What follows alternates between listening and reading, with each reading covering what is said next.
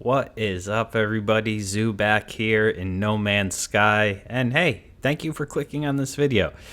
This is for you new players just coming into the universe, and I'm going to go over some of the terminology that's used in this game that, at least from what I remember, in the beginning was very confusing to me. So hopefully I'm going to straighten that out for you. The first term we're going to talk about that you might see thrown around on No Man's Sky message boards or within the game is tiers. Now, when we talk about tiers in No Man's Sky, it can mean a couple different things. So first, let's go to space. So here we are at the galaxy map, and as you can see next to economy, there's 3 stars listed. And you can see this is an opulent system, which also is the same as wealthy or flourishing. They go by a number of different names. You can look them all up if you want to know. But that is a tier 3 system. So what does that mean, tier 3 system? Well, what it means is you have a better chance of getting S-class upgrade modules at the space station. You have a better chance of finding S-class ships. So tier 3 systems, or tier 2 or tier 1, they're all going to be a little bit different, and it's going to be, tier 1 obviously I believe you have no chance of finding an S-class ship in a tier 1 system. In a tier 2, you have a very small chance, I think 1%, and a tier 3, you have the best chance. And that goes for, at least in my experience, the upgrade modules as well. So when you go to the space stations, like say you're looking for S-class upgrades for your ship, you want to go to space stations in tier 3 systems. And also, when you're selling things, you will get more money for them in a tier 3 system than you would if you sell it at a tier 1 space station. So that's why tiers are important in space. So it's really about the economy. But also, you might hear the term used when talking about building. Now, this cool light thing you see behind me, this is used using some glitch building techniques. Now, if you decide you want to get into glitch building, or you like building a lot, you're probably going to hear people say things like the tier 1 glitch or tier 2 glitch, and there's different glitches you can do in building, and people call them by tiers sometimes. Like, so the tier 2 banjo glitch, for example. So don't get that confused with tiers in terms of star systems. They're not the same thing, but you might see it thrown around, so I just wanted to make that clear. Okay, the next thing we're going to talk about is farms. Now, probably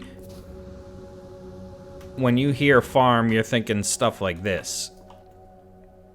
Growing plants, or you can use the big dome to grow lots of plants. The biodome.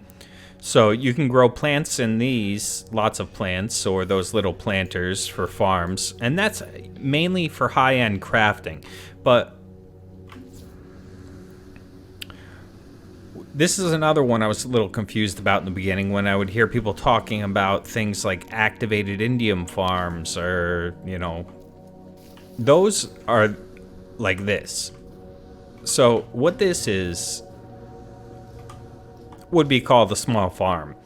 This one is a small cobalt farm that I just put here because there was a cobalt hotspot. Now, if you're early on in the game, you're not going to have access to these building pieces yet, but you'll get them eventually. These are auto miners.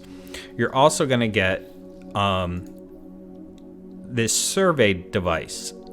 And what that allows you to do is see hot spots on this planet. So you can see if there's like a concentrated gas cloud, deep level mineral deposit like there is straight ahead, which is cobalt, or electricity hotspots.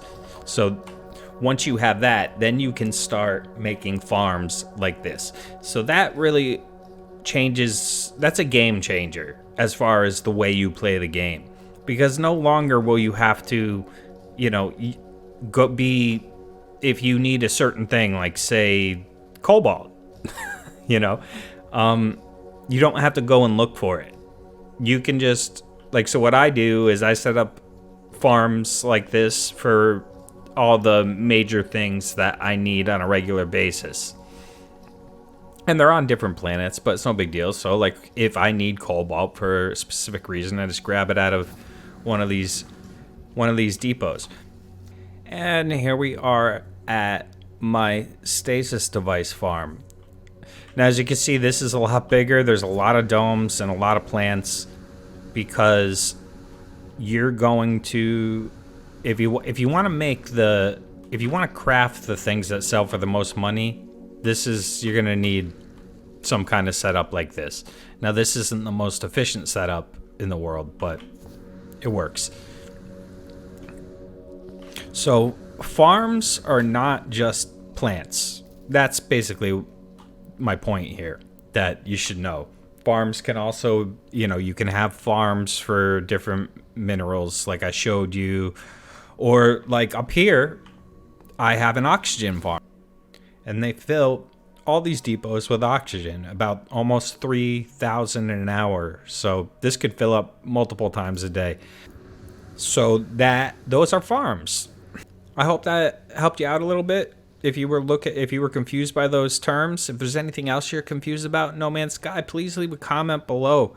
If there's anything I forgot in this video, you can also leave that in a comment below. And if there's anything you want to know, or you would like me to do a video about, leave it in a comment and I will do my best to do that for you. Thank you, all the new subscribers. You guys have been really great. I really appreciate it, and I really appreciate everyone coming to my live streams as well. You guys, you're the best. You're the best.